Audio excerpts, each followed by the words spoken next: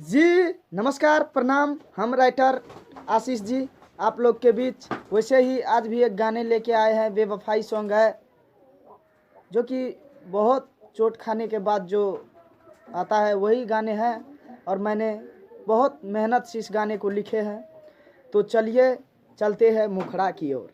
मेरा मुखड़ा चलिए आप लोग को सुनाते हैं।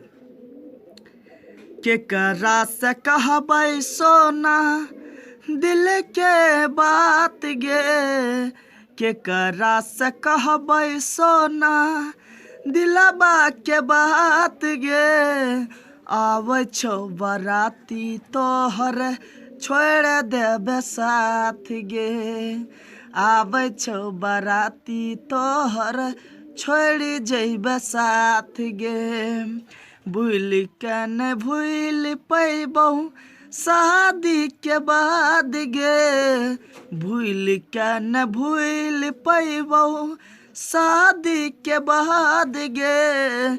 जहर पिला के जान जइह ससुराल गे, जहर पिला के जान जइह ससुराल गे।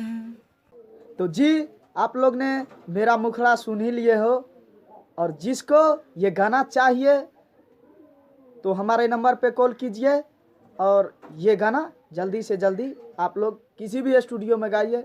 ये गाना ज़रूर हिट होगा, लेकिन इसको रियाज करके गाइएगा।